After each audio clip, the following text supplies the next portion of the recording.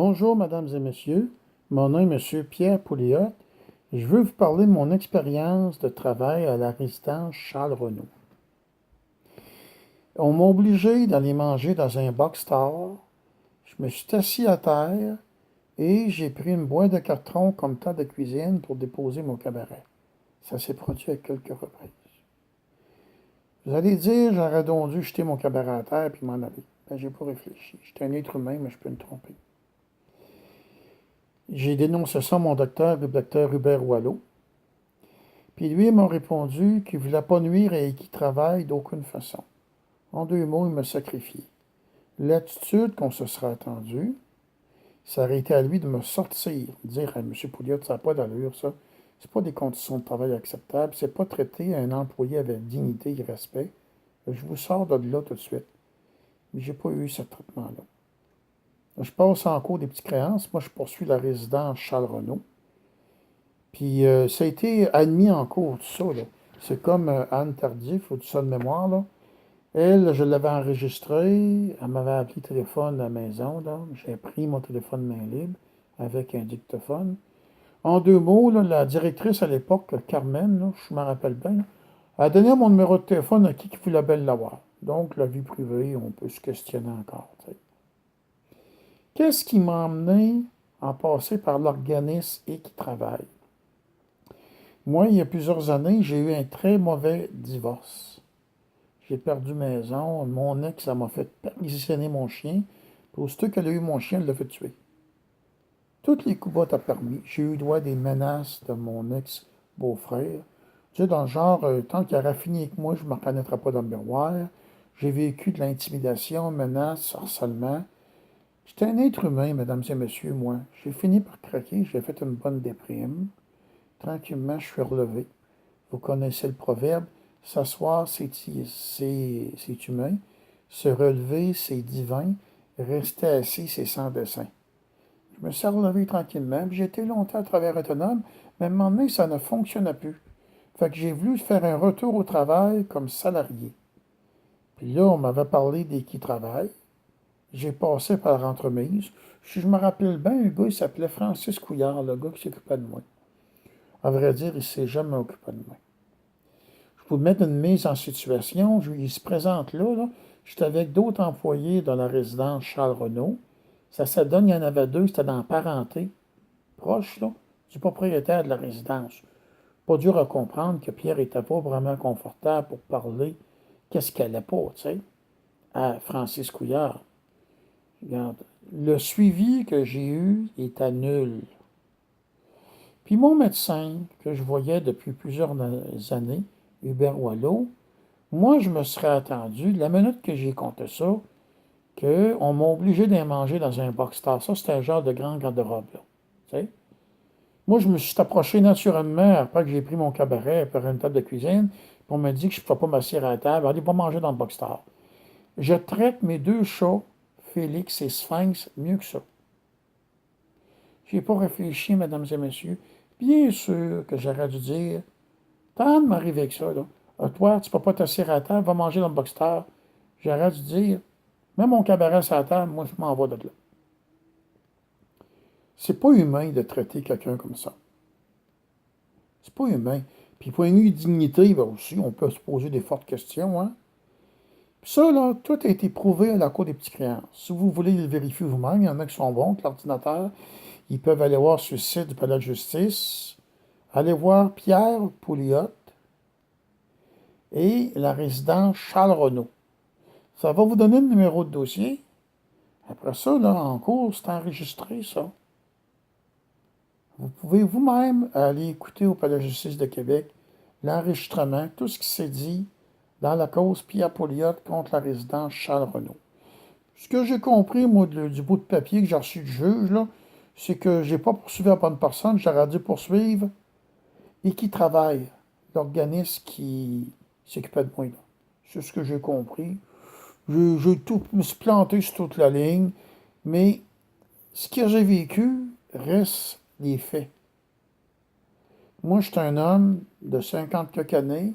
Je veux tenter un retour au travail sur le marché du travail comme salarié. Je passe par un organisme qui s'appelle Équitravail, qui est sur le boulevard Charest, à Québec, là. Et tu es étiqueté, là, maladie mentale, là. Pourtant, moi, je suis pas plus fou que personne. J'ai fait rien qu'une bonne déprime, tu sais. C'est tous les gens qui ont pris des antidépresseurs de leur vie, là. S'ils seraient étiquetés, il ne reste plus grand monde qui n'a pas d'étiquette dans le front, hein. Faut le dire d'avance, tu sais. Mais il me suis ramassé avec une bonne déprime. Ben oui, avec tout ce que j'ai vécu. Puis là, ben, on me ramasse à la résidence Charles-Renaud. Mais tant que tu te ramasses pour un employeur avec une étiquette maladie mentale, là, selon mon expérience de vie, je vous dis, c'est pas bon. En tout cas, moi, je vous dirais, là, trouvez-vous un emploi par vous-même en ne passant pas par aucun organisme. Puis, allez pas dire que vous avez déjà eu des problèmes, là. Tu sais, une bonne dépression ou tu as pris des antidépresseurs. Allez pas dire ça. Tu es étiqueté, puis selon mon expérience de vie, là, c'est pas bon, mesdames et messieurs. Fait que moi, je vais mettre en ligne cette vidéo-là.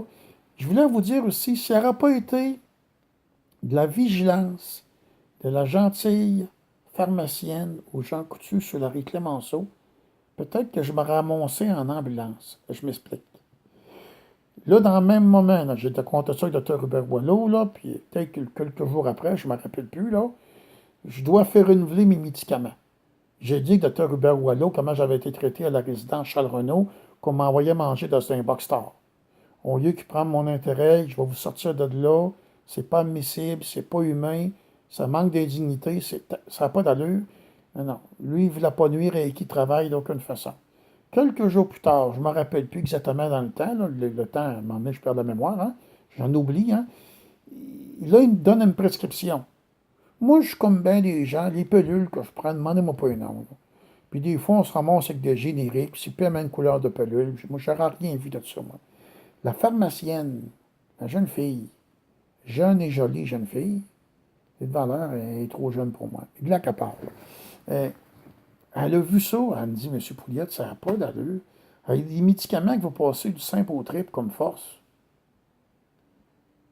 Fait que là, on a appelé le médecin. Puis ça a fini que je porte plainte au collège du médecin.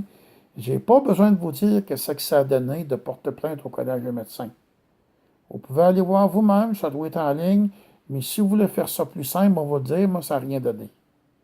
J'ai passé par un organisme aussi qui était au Hall Fleur de Lys. Centre d'accompagnement et plainte, là, je ne me rappelle plus des noms, là, par cœur exactement. Là. On a fait des lettres qu'on a envoyées au collège des médecins, se plaignant du Dr. Hubert Boileau. J'ai pas besoin de vous dire que c'est que ça a donné, hein? J'espère que vous vous en doutez, hein? Fait que là, étant donné que moi j'ai le sentiment profond d'avoir été lésé, de ne pas avoir obtenu réparation, de ne pas avoir obtenu justice, ben, je vais quand même parler de mon vécu comme être humain étiqueté maladie mentale et qui s'est ramassé à la résidence Charles-Renaud pour travailler et comment est-ce qu'il a été traité. Ceux-là qui veulent me parler sur Skype, pas compliqué, mon Skype, c'est Pierre Pouliot. Ensemble, de Beauport ou de Québec, je ne me rappelle pas par cœur. Là. Je pourrais vous envoyer des documents que la résidence Charles-Renaud, là, la requête, le document audio que j'ai enregistré à Anne Tardif, qui m'avait appelé un soir, là, tu sais. Puis ça, c'était un employé de la résidence Charles-Renaud. Bien sûr, Carmen, c'est pas de la peine de me demander mon autorisation. Est-ce que je peux donner ton numéro de téléphone personnel à Madame Intel? Non, non, j'ai pas eu droit à ce respect-là, mesdames et messieurs, là. Moi, là, je suis étiqueté, maladie mentale, moins que rien, là. C'est comme ça que je l'ai perçu, tu sais. Puis ça, là, le document audio, je l'ai, là. Pas de problème, par Skype. Par courriel, c'est trop un gros fichier. Je suis pas capable. Si vous voulez les documents, ça, je peux vous le faire, ça.